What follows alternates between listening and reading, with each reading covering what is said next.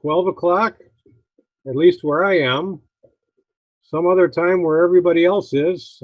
We've got people coming in from all over the country, so I'm going to go ahead and kick off this event.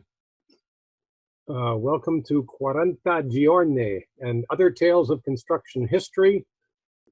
I'm happy to be here today to talk about construction history. Well, welcome everybody. My name is Peter Hilger from the University of Minnesota, Faculty Director of the Construction Management Program here.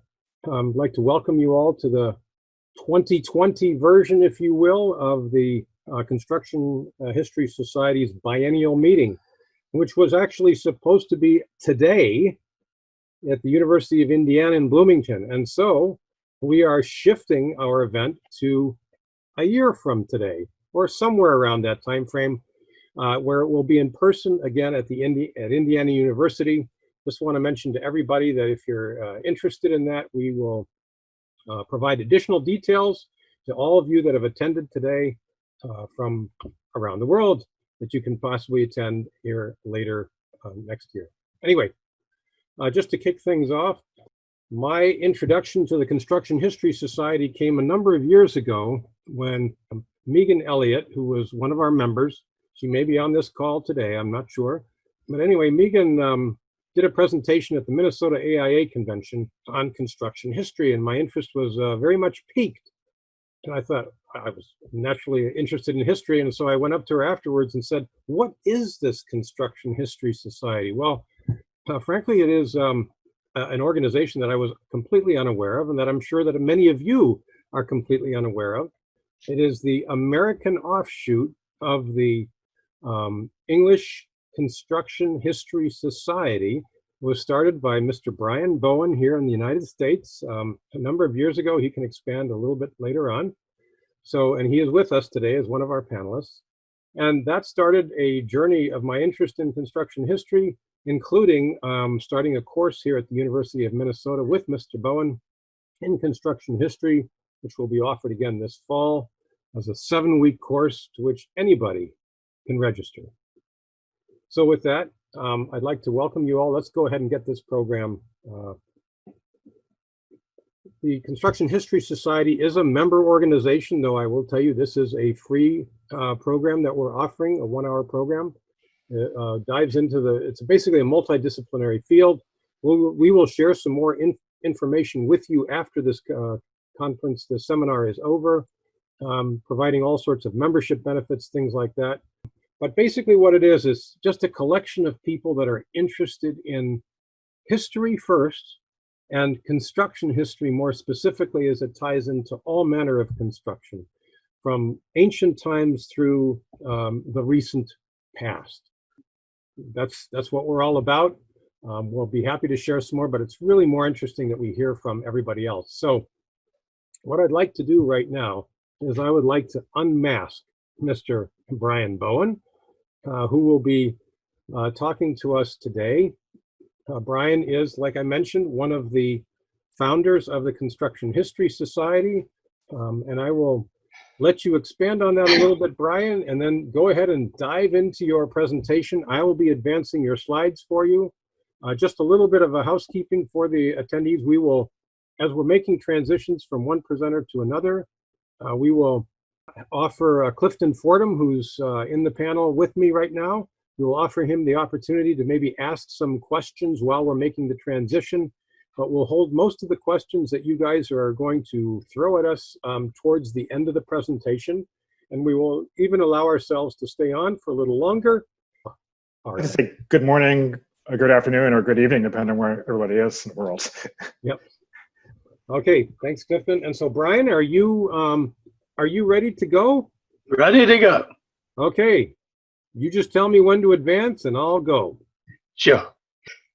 Well, when the bubonic plague, better known as the Black Death, entered Europe from somewhere in the east in 1347, the major trading ports of Genoa and Venice introduced a Quaranta Giorni, a 40-day quarantine on arriving vessels from the east with whom they were actively trading.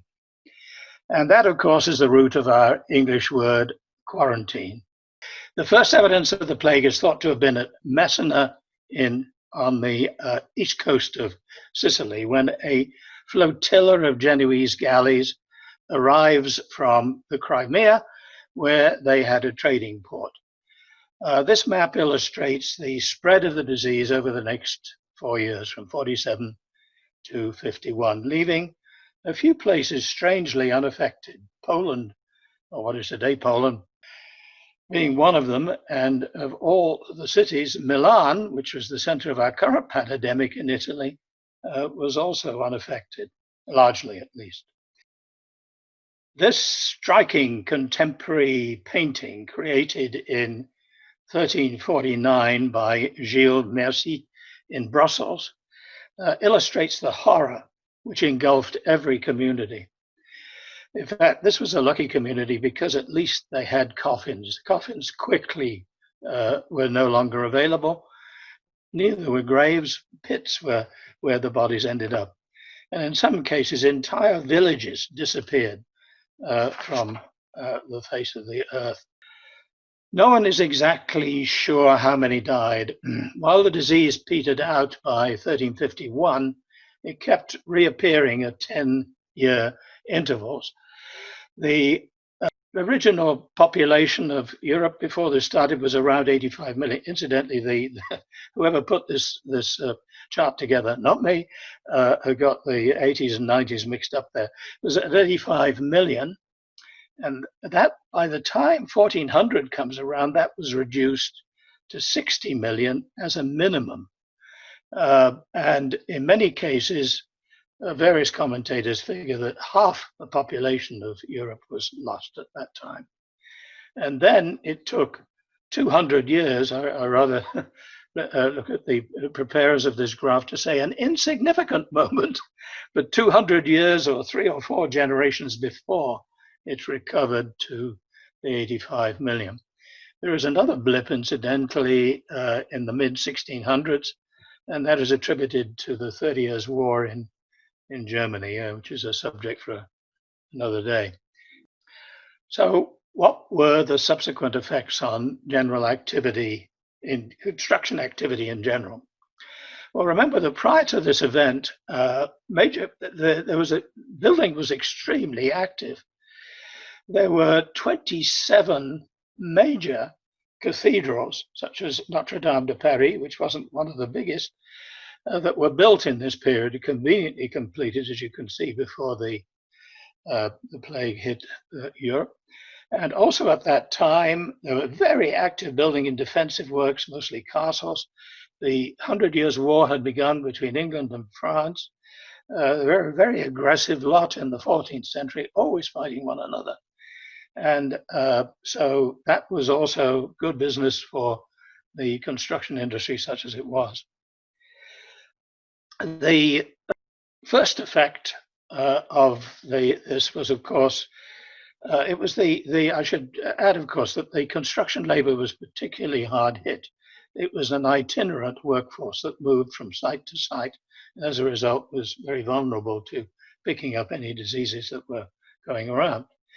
So the first effect in labor availability led to the abandonment of much construction. Here is Siena Cathedral. It's a beautiful cathedral, all in white and black marble.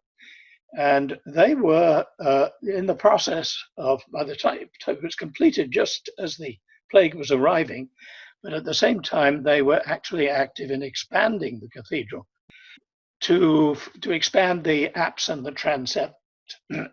And the end result of everything was that they stopped construction, and not only stopped it for a few years, but stopped it in total.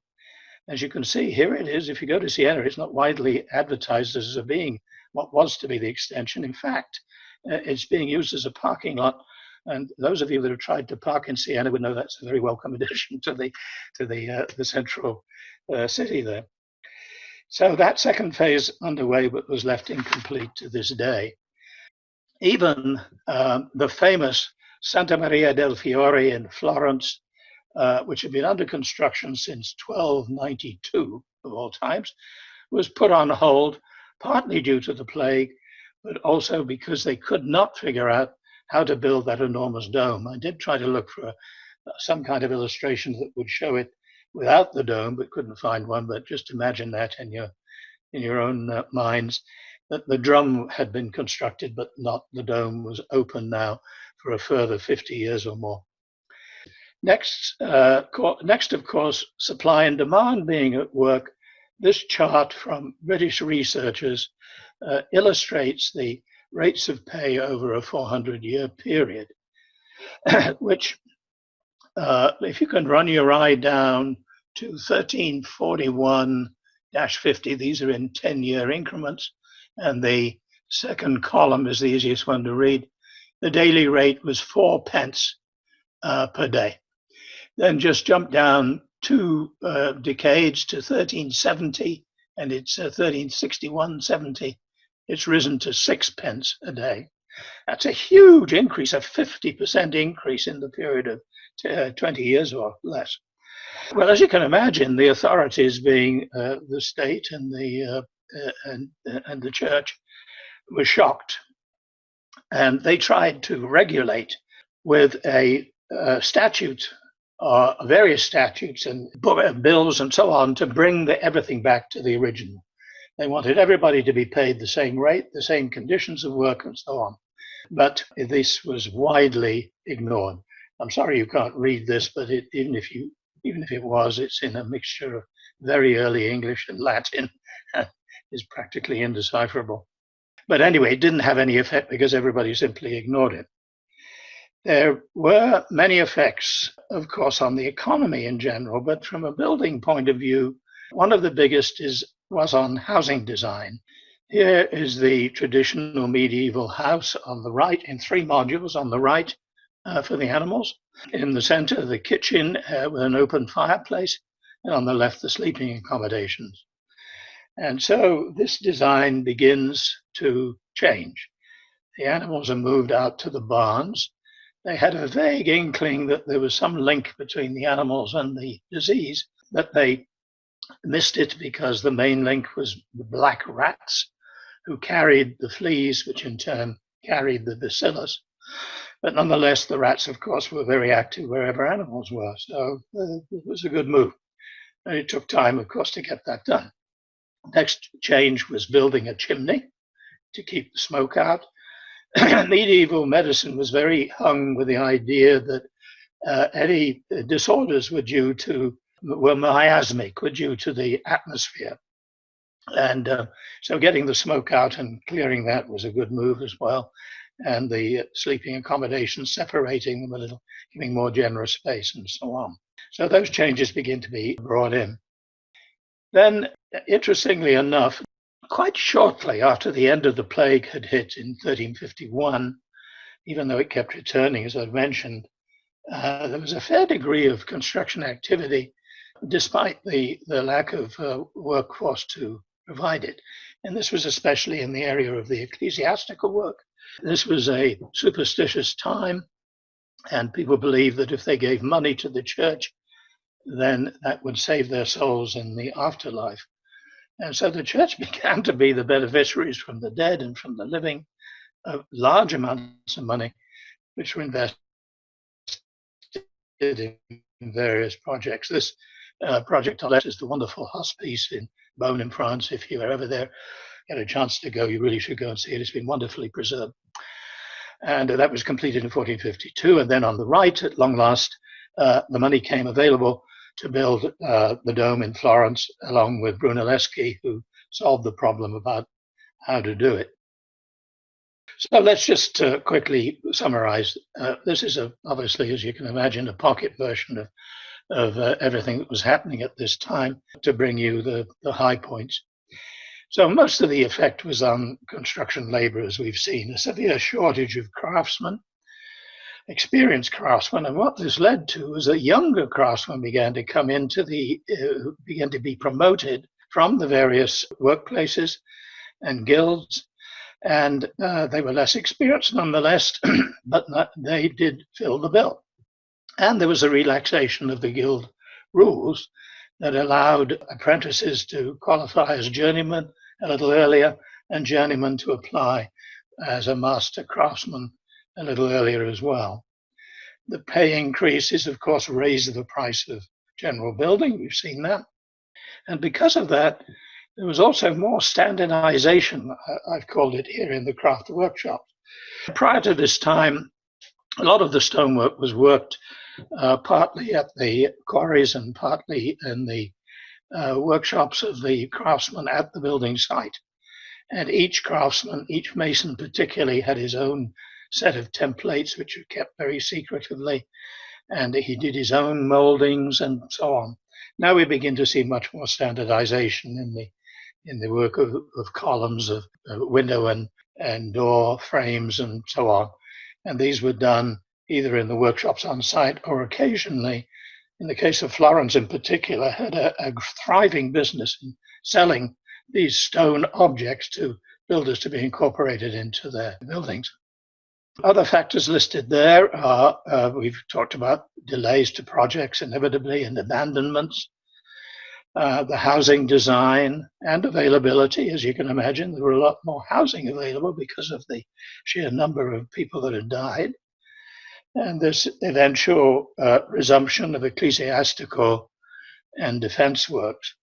I think the housing redesign is kind of quite interesting because one of the questions arising from when we study history is what effect is this likely to have on us today and the future? And I think a lot of us are concerned about what will be the effect of our current pandemic on design and construction. And almost certainly it's going to have an effect on housing. You're going to have much more space set aside for in-house, for housing, for doing your work at home instead of on the kitchen table or the dining room table if you're lucky.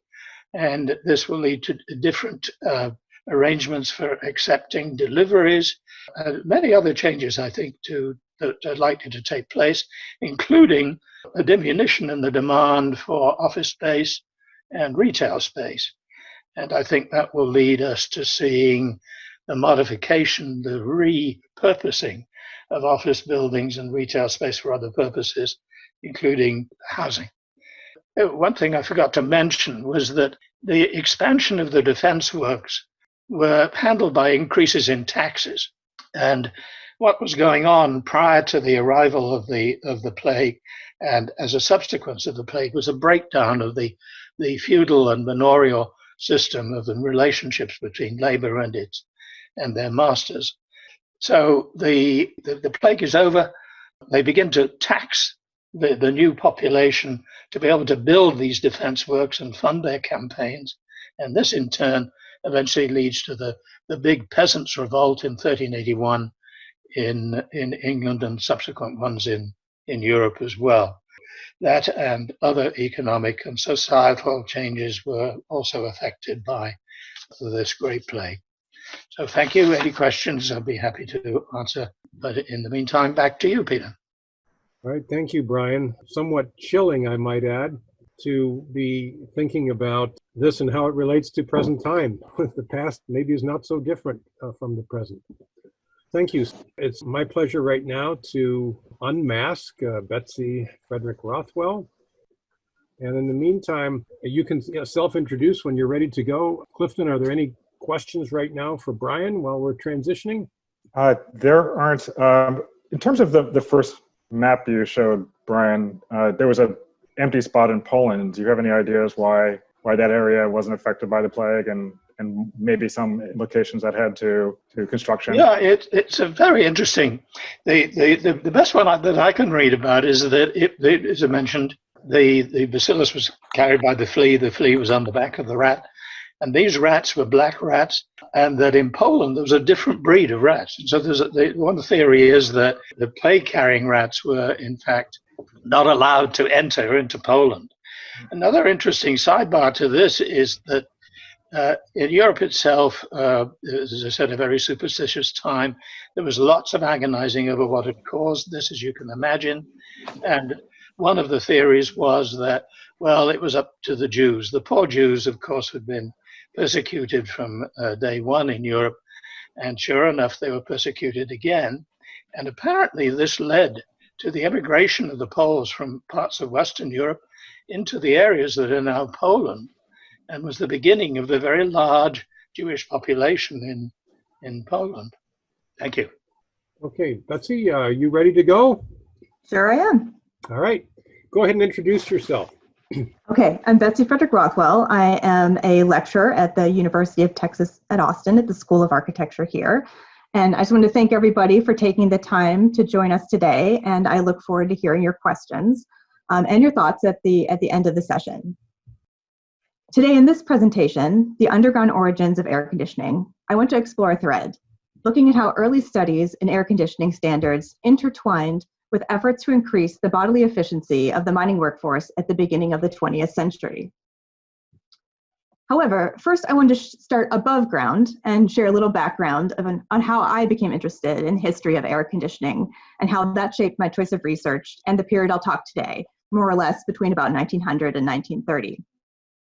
I came to this subject not through the history of engineering, but rather oddly enough through the field of historic preservation, where in the late 2000s, I found myself working as a preservation specialist for the U.S. General Services Administration in San Francisco. My first major assignment at GSA was the renovation of the 1936 Federal Office Building at 50 United Nations Plaza, better known internally and lovingly as 50 UNP. Early discussions of the project touched on whether the renovation should aim to make 50 UNP more like its nearby neighbor, the 1964 Philip Burton Federal Building, that is fully air-conditioned with non-operable windows, or would the renovation, in the spirit of federal guidelines to reduce building energy use, keep 50 UNP more as is, which ironically made it more like its other neighbor, the new San Francisco Federal Building, which had recently opened to celebrations of its green features, particularly its use of natural ventilation and its occupants' ability to open and close its windows. As a result, I became intrigued in what kinds of mechanical and passive systems existed in buildings like 50 UNP originally, and more specifically, what they were intended to do at the time. I knew that 50 UNP was designed in a time of transition. In these terms, somewhere between 19th century ventilation approaches informed by miasma theory, like Brian mentioned, and 20th century air conditioning systems developed after the general dismissal of this theory. However, when looking back through old trade catalogs for early systems, I was surprised by the lingering reliance on medical narratives to explain the purpose and intent of these technologies, and that ventilation seemed to have other rationales that persisted beyond miasma theory. Some claimed to prevent diseases like tuberculosis, but others went further, promising to optimize not only health, but also productivity and efficiency. Popular narratives of air conditioning glossed over much of this and instead focused on engineer Willis Carrier as a miraculous inventor and entrepreneur who took the system he devised to control shrinking and swelling in the manufacturing of hygroscopic materials, installed it in some movie theaters, and next thing you know, air conditioning everywhere. Certainly this is an essential element of the history, but perhaps not all of it. Historian of technology Gail Cooper told a more nuanced story in her excellent 1998 book, Air Conditioning America, Engineers and the Controlled Environment. As Cooper described, the way this technology, originally addressed to manufactured products, ended up getting applied to living and breathing people. The way that this happened was through a conscious intervention in the 1920s on the part of the American Society of Heating and Ventilating Engineers to make their expertise and equipment relevant again after the rejection of miasma theory. In this telling, the engineers did this by establishing their own laboratory, the Ashby Research Lab, and scientifically studying and defining a new concept of comfort as a chart demarcated by quantified measures of heat and humidity, and as an expression of a psychological state, one's conscious satisfaction with one's close environment. However, what struck me in looking into some of these early comfort studies is that although Cooper and the engineers themselves emphasized the autonomy of the Ashby Laboratory, upon closer investigation, it seemed clear that the engineers were indeed in close collaboration with a team of medical experts at the U.S. Bureau of Mines Research Station in Pittsburgh. By cooperative agreement, the Bureau had provided to the engineers space in a building equipped with, quote, the best apparatus obtainable, as well as access to a team of Bureau scientists. Knowing that federal agencies, either now or then, are rarely so generous, I wondered, what did the Bureau of Mines want from the engineers? What problems were they trying to solve with air conditioning, and what were their priorities in doing so? The U.S. Bureau of Mines was established in 1910 with a mission to investigate measures to increase health, safety, economy, and efficiency in the mining industries in the United States. In 1911, in the face of statistics showing a dire increase in the mortality of miners from pulmonary disorders, the Bureau of Mines formed a partnership with the U.S. Public Health Service to investigate the sanitary conditions surrounding metal mining underground. Although the Bureau medical studies of the conditions underground were at first focused on the health implications of rock dust created by the introduction of mechanized drilling at the end of the 19th century, they subsequently turned their attention to the increasingly high temperatures of the mines, a result of mining companies pursuing mineral veins deeper and deeper into the earth. Yet where the earlier dust studies had hinged on measurements of the air, the latter were framed around physiological studies of the workers' bodies, where the primary concern was not necessarily the workers' health, but rather their working efficiency. Much of the medical theory that informed this work by the Bureau of Mines was proposed by the Oxford University physiologist, mining consultant, and grower of flamboyant mustaches, John S. Haldane. In 1902, Haldane had been called on by the British government to advise on the ventilation of mines in Cornwall, given statistical evidence that suggested a direct connection between miner mortality and mechanized drilling. After exploring various methods for dust reduction, he installing water jets in conjunction with mechanical drills to limit the quantity of airborne dust. Mine orders definitely supported this recommendation because the wet drilling system was much cheaper and easier to install than a dust-removing ventilation system. However, the miners themselves did not immediately accept this water jet method, for it drenched them and increased the humidity in their working areas tremendously. Thus, after fulfilling his obligation to the Home Office, Haldane remained underground to investigate the effects of high air temperatures and humidity in these deep mines. Based on his physiological studies in the laboratory at Oxford, Haldane assumed that in such environments, cases of heat stroke would be common. However, Haldane was not able to uncover any cases of this happening, even in the hottest places. He found instead that the miners regulated their own body temperatures simply by coming away from a hot rock face and resting in a cooler place as soon as they felt they were overheating. In fact, he observed, they seemed to be nearly always resting in this way. Indeed, Haldane concluded that, quote, "It may be that a miner's health sometimes suffers from the heat, but I could not find any clear evidence of this. And the men working in hot mines seem actually to be usually quite healthy. What undoubtedly suffers very heavily is the pocketbook of the mine owner," unquote. The problem was not the health implications of the heat and humidity of the mine, but rather that it made workers too leisurely in the view of the mining economy. With this in mind, Haldane in 1904 undertook a series of physiological field studies of Cornish miners in their underground environments and concluded that the most important factor affecting workers was not the air's temperature or humidity independently, but rather a combination in what is called the wet bulb temperature, seen from this perspective as a partial measure of the air's capacity to absorb heat given off by a human body. The good news that if the air was moving, even in very high heat and humidity, conditions could be made such that continuous hard work, rather than leisurely stop and go, would be possible. This particular relationship of temperature, humidity, air movement, and physiological response, Haldane advised in 1908, would soon have to be studied much more closely by mining engineers than had been the case hitherto. The suggestion of Haldane's in part guided the research carried out at the Bureau of Mines Research Station in Pittsburgh.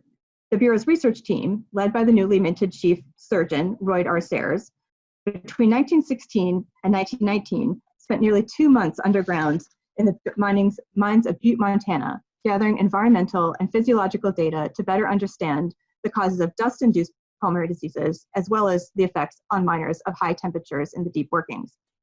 Like Haldane, Sayers recommended wet drilling to settle fine dust, but he also witnessed the hot, humid, and stagnant air in the Butte mines that it greatly decreased the working ability of the miners.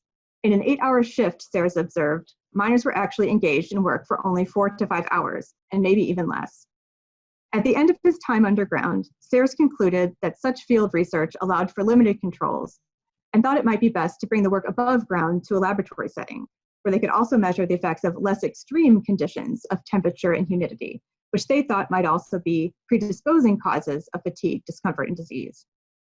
The team had a parallel goal to determine whether it was possible to, quote, differentiate between a disinclination to do work under unusual temperature conditions and actual inability. In other words, they hoped to scientifically verify for employers the line between actual physiological fatigue and what, in the eyes of employers, was unnecessary and correctable idleness. Yet to execute this research, the Bureau of Physiologists needed to construct and operate a psychrometric chamber in which temperature, humidity, and air velocity could be controlled independently of each other.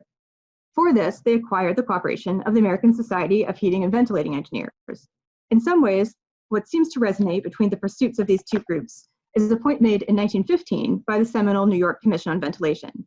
That group had defined comfort not as a general satisfaction with one's close environment, but rather as simply an inclination to work. Now, I'm not trying to argue that even in the 1920s, the exact purpose and intent of an air conditioning system in a movie theater in New York and one in a British-owned gold mine in Brazil were synonymous, but at their origins, they have more in common than I originally imagined, and that historical connections between what we now call comfort and the human capacity for work have become, I believe, somewhat obscured in popular narratives of air conditioning. However, by expanding such accounts to include the engineer's medical collaborators, as I have tried to do here, perhaps it can help us think critically about the boundaries between health, comfort, and efficiency, or what we now call productivity, and by extension, the boundaries between body and environment. I should say that I don't see this as an alternate history, but rather as another layer and another way to think about this technology as we move into a future that will almost inevitably involve difficult decisions about the scale and extent of cooling practices in a warming world. Thank you. Thank you. Clifton, any questions while we switch screens here? No questions forwarded, but I would like to insert a question. Betsy, when did the Bureau of Mines completely cede interest in the study of comfort or air quality to the Engineering Society?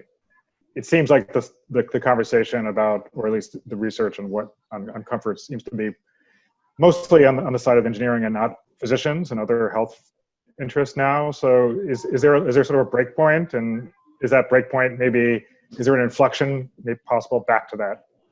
Yeah, the interesting thing, which is kind of maybe the next stage of my research, is that, and I don't know the details of exactly how this happens, but essentially what seems to be happening, I think, from what I have sort of been able to investigate so far, is that lab kind of moves to Harvard University, to their industrial hygiene division.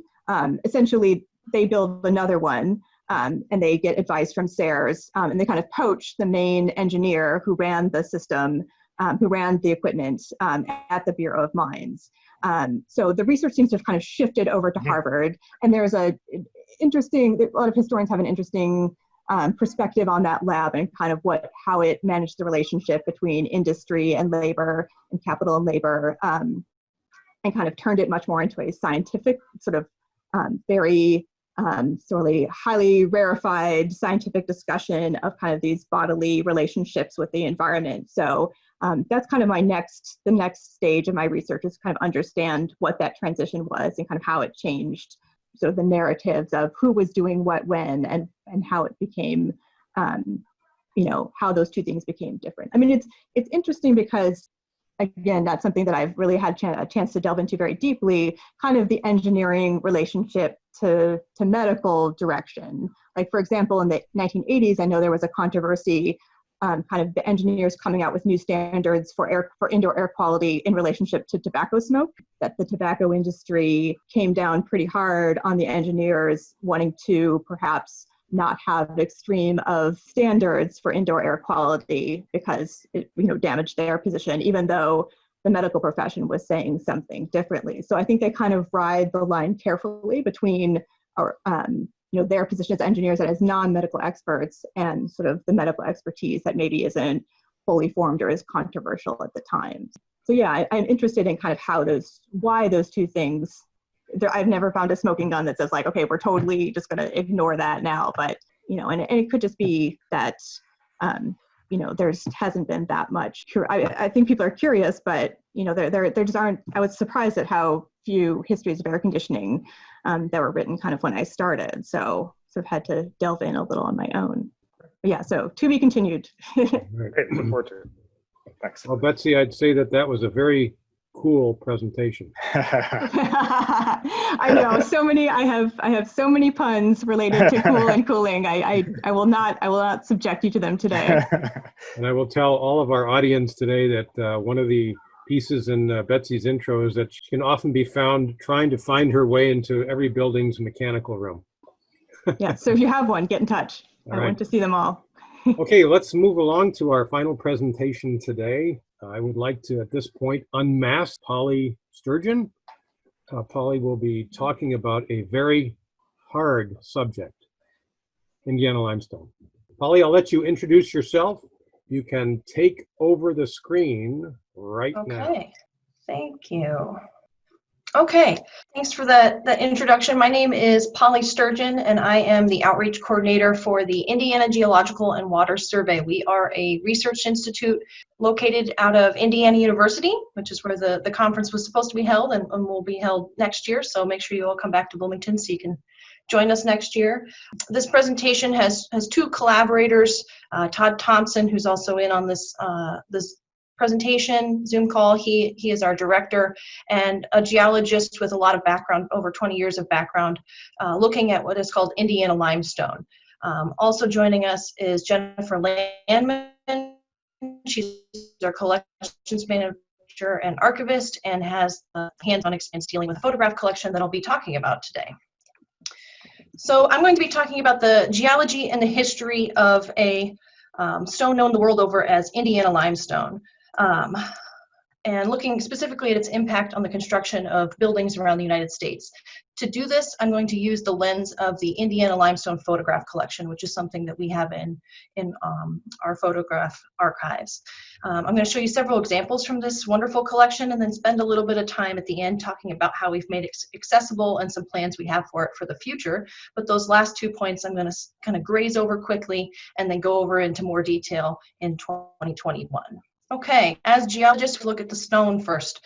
So Indiana limestone, which is what its kind of colloquial name is, it's known that into the stone industry and publicly.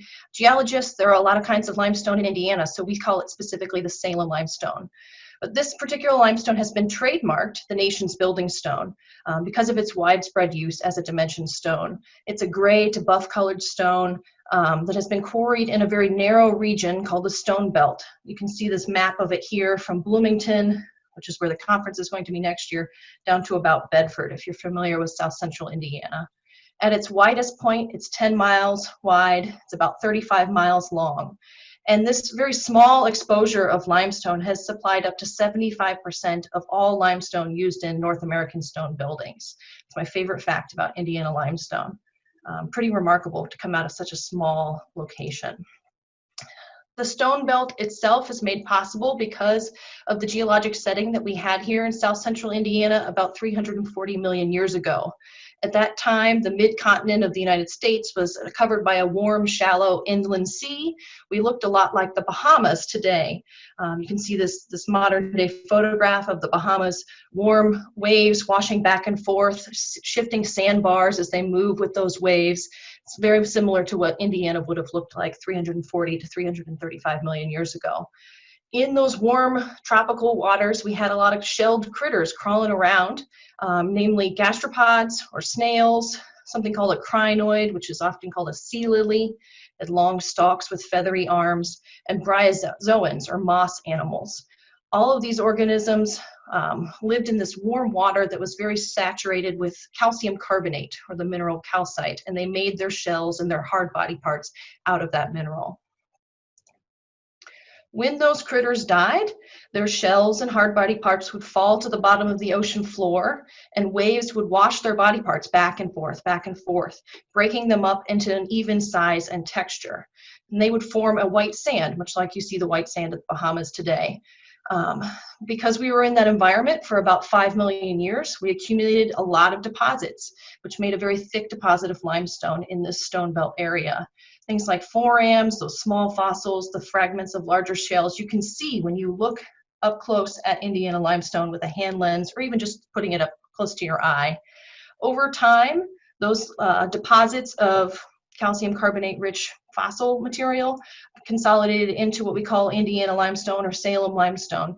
And the reason that it's such a great dimension stone, really a world-class building stone, is because of its thickness, because we were in that shallow sea environment for such a long time, and because of its uniform size and texture. If you put this up on a building, you don't see large pits or fossils sticking out, which is not something that is really pleasing to the eye for most people. It's a very nice, even texture, and it's also soft enough to be carved into really intricate, beautiful shapes. And we're going to see that in some of the photographs. So talking about the photographs, in 2012, the Indiana Geological and Water Survey rescued a collection of about 26,000 photographs from the Indiana Limestone Company. They were stored in an unconditioned building that this company had for about 30 years. And this large collection of photographs dates from about the early to the mid 1900s. They were used primarily for the Indiana Limestone Company's marketing purposes. This picture of one of their marketing setups, we actually have a lot of the photographs that are in this photograph. They would take them around kind of like trade shows to document the many uses of Indiana limestone to promote people to buy their product. It really showcases a really diverse range of things, everything from skyscrapers and private residences. It's one of Michigan Avenue in Chicago is one of my favorites in the whole collection. We've got schools and municipal buildings and bridges. And I will note that none of these have been touched up. These are all original. These are just scanned straight from the photograph. Really high clarity images. We have in progress construction and detailed carvings.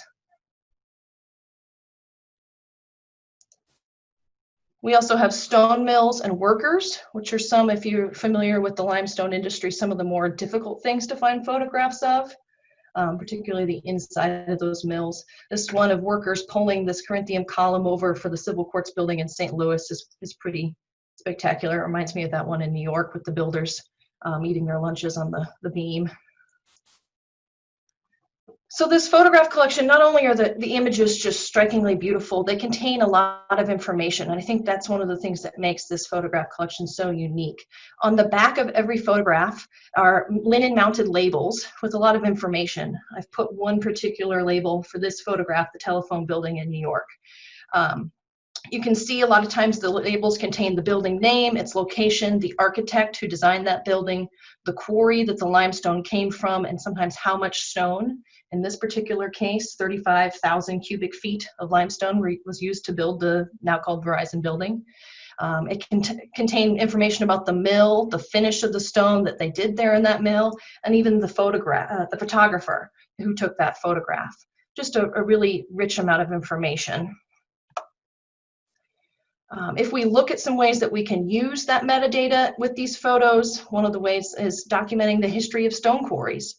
This picture on the left, beginning in about 1875, steam-powered technology came to the Indiana Stone Belt, and we started having steam-powered channeling machines introduced onto the quarry floors. You can see this long kind of railroad track with these steam engines chiseling away large blocks of limestone so that the derrick, here, looks like a crane, could hook onto it and turn the cut of limestone over and then bring it over to a railroad where it could be transported to a mill and cut down to size. By the late 1920s, we know from photographic evidence that electric channelers were introduced. This, you can see you don't have that smoke and soot from the coal from the steam-powered engines. Now we have electric channelers, and it looks remarkably different. So that's a big technological shift that's documented in these photos. You can also trace historical land use and see that a lot of the quarries moved their operations south to the Bloomington-Bedford area by around the turn of the century. You can also see where those quarries have shifted within their property lines over time. The photographs and their information can confirm materials and techniques for significant buildings in American architectural history. From the information on the back of these photographs, we know that rustic buff limestone from the Hoadley & Sons quarry was used to construct the Tribune Tower, an iconic building in the Chicago skyline. It was milled at the Tribune Mill, which was also called the Hoadley Mill. Even just that name change, having a documentation of that name change is pretty remarkable. This mill no longer exists. It was destroyed in the 1940s, so those photographs are some of the only proof that it even existed. The Tribune Tower, the stone that was milled there at the Tribune Mill, was milled with a sawed finish, and it was the construction was finished in 1923. So you can really trace from in the ground to the finished building with these photographs. Another really neat thing that you can do with them is to look at changes in construction methods. I'm going to show you a series of photographs depicting the construction of the Federal Commerce Building in Washington, D.C. So we have here a milled column, fluted column here that's been packed up, ready to go to D.C. for installation. Here's an unloading yard in 1929. And then these are going to be a kind of a time lapse of the building as it's constructed.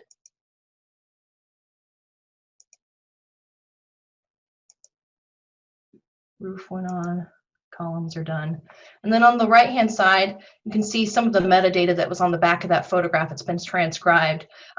So we know from that information that this particular building took 639,000 cubic feet of Indiana limestone. It took from 1929 to 1930 to build, so pretty fast. The architect was York and Sawyer, even the photographer who did these photos. So it's really just a tremendous amount of information. This photograph collection, we like to think of it as a visual key to the significance of Indiana limestone within both the architectural and social history of the United States. As I mentioned in the beginning, Indiana limestone has been trademarked officially as the nation's building stone. And this photograph collection documents its extensive use in commercial, municipal, residential buildings. I actually can't think of any other natural material from such a concentrated geographic area that has contributed to American architecture and construction on such a national wide scale. Because of that broad impact, this photograph collection really illustrates the urban transformation of the United States in the 20th century. Okay, digitization. Again, I'm just going to briefly touch on this and then go into more detail next year. As an organization, we have inventoried, cataloged, and scanned all of the photographs of this collection, and they are being made publicly accessible on the IU image collections online, which is at this link here, go.iu.edu/16dx. It's a short link. You can search the metadata fields using this website. So here I took a screenshot for any buildings done by the architect York and Sawyer, who were architects for a lot of Beaux Arts buildings in the US. One of my favorites of theirs is the New York Historical Society near Central Park. That one's not limestone though. But let's say I wanted to look at what they've done in limestone. I could look at this photograph collection. Maybe I want to narrow it down to New York. And then if I wanted to look at just images of their arches or government facilities that they built, there's a lot of different things that I could narrow it down for subjects. Looking ahead, we have been trying to promote different ways that this collection can be used both for outreach, scholarly research, historic preservation efforts. Some of our photographs have been used in books and publications, including this Art Deco Chicago book that just came out last year. We've filmed on local television programs, talking about the curatorial process and just showcasing some of these photographs, but we really want to promote the use of these photos for people much like yourself who might have a use in it both for your personal use and maybe for your professional uses. Some of our futuring plans are to put these photographs on a traveling exhibit. We've done some local exhibits, but we'd like to showcase the more broader impacts of this collection and build a more robust geospatial portal. To do those, we need to rehouse the collection. Some of the boxes that we first put these in have become overwhelmed or unstable, and so we need to have support for collections care.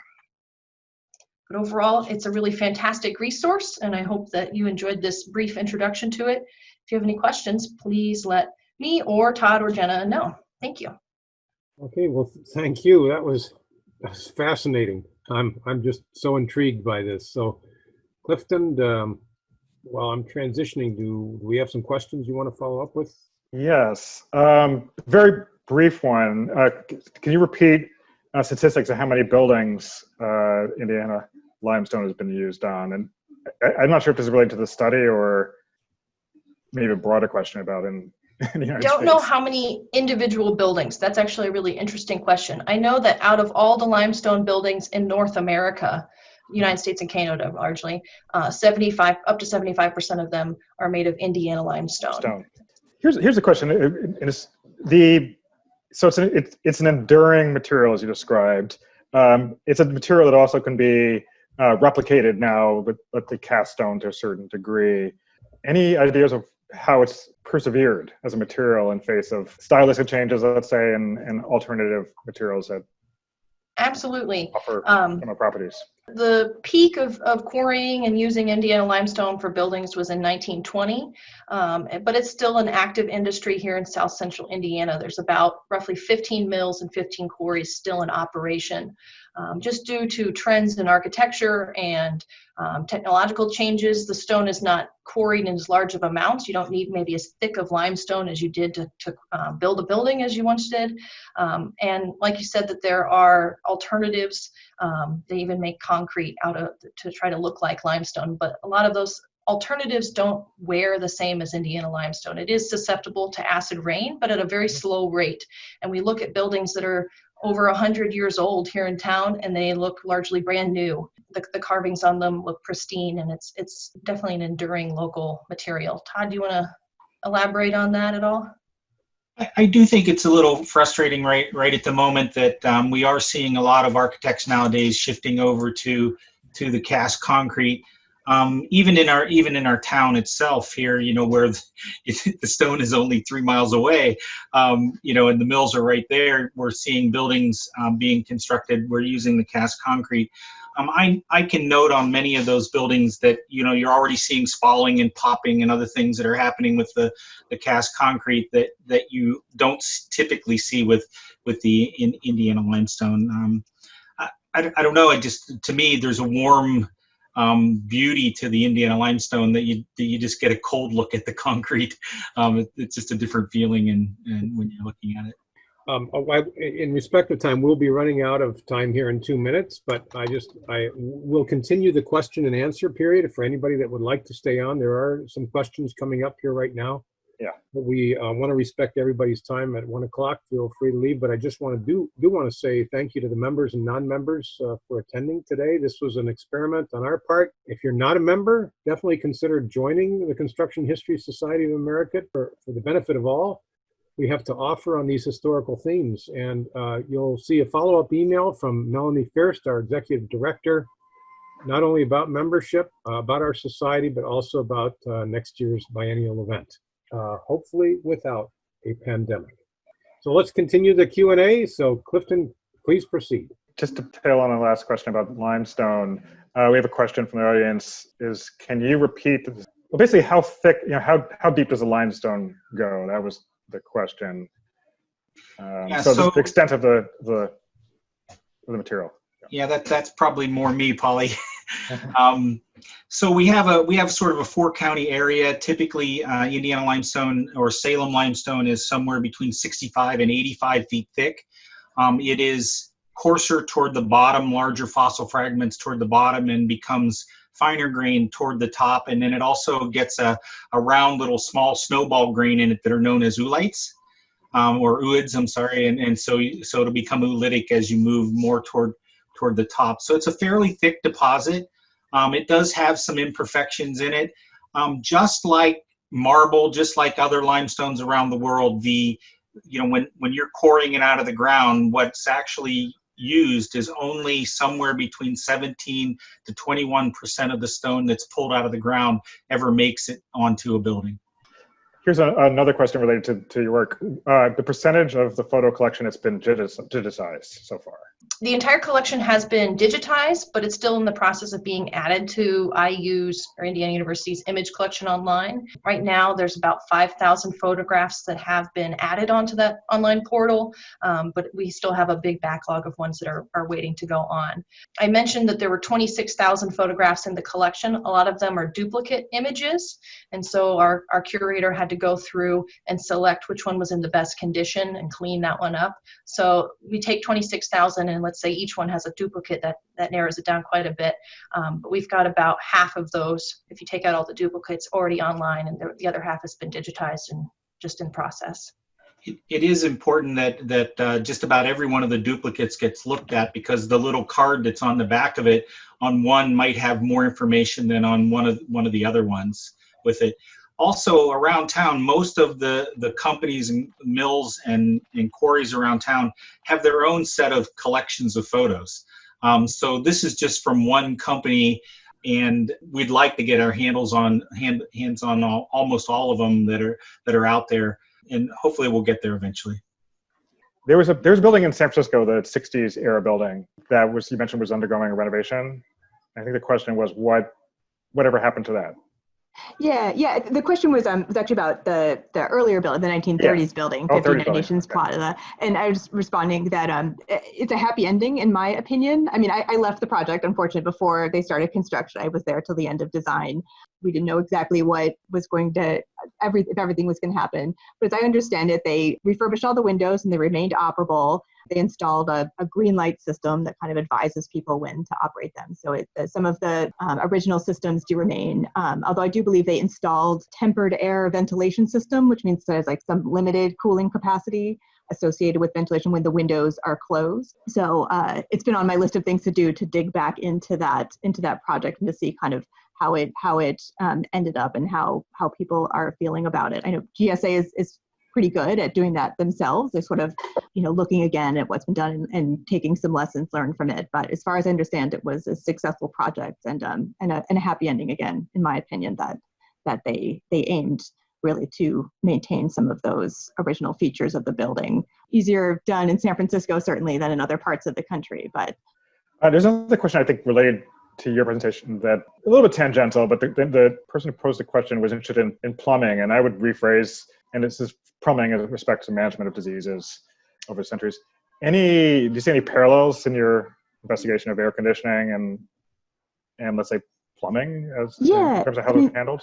Certainly back in the 19th century, plumbing and air sort of became, or the problems of plumbing and air became intertwined, this idea of sewer gas. Essentially when plumbing systems started to be installed regularly in homes and apartment buildings, there was a lot of fears around, there's going to be these, essentially the smell of poo kind of got interpreted as, possibly causing diseases. And it was, I don't want to get into the medical theory of, how exactly these worked, but for a while that was considered a very large sanitary problem. But it was kind of handled separately from other ideas about what was causing contamination in indoor spaces, which was essentially a lot of it based around sort of the problem with human exhalations, which was kind of has a longer history than the plumbing problem. But so the sewer gas problem, which caused bad air indoors, was essentially solved historically by better plumbing in the homes and having essentially qualified master plumbers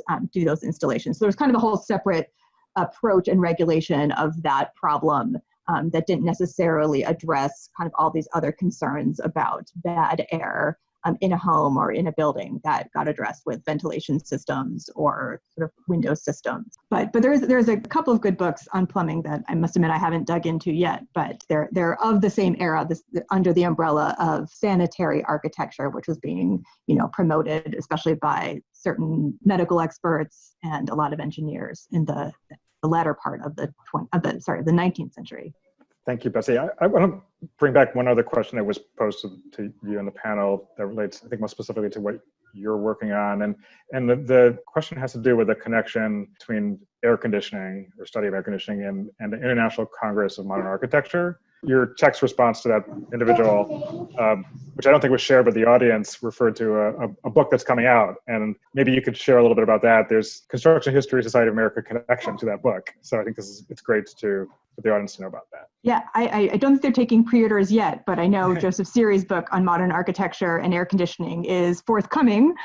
So as soon as it's available for pre-order, it's certainly going on my list. So that's something that I am excited to see and read very soon to understand. I got into more of the medical, kind of the medical dialogues, and to a certain extent that changed a little bit how I could approach sort of architectural theory and how those interacted. That's actually, I always talk about kind of being my next project, is what is the conversation, at least at the end of the 19th century and the early 20th century, this conversation between engineers, mechanical engineers specifically, and architects of this idea of the unsanitary environment and who was causing it, who could fix it, and what that meant for kind of architectural modernity. So I'm interested kind of in the earlier period, but I know I'm definitely looking forward to Joe Siri's book on modern architecture and air conditioning to learn a little bit more about sort of the later conversations. Excellent. that's probably where we're going to leave it right now. So thank you for attending this conference, and we'll look for you again. Thank you, guys. Appreciate it. Thank you, audience, and look for feedback from Melanie and the rest of the Construction History Society. Signing off to be safe while you're moving about. Thank you all.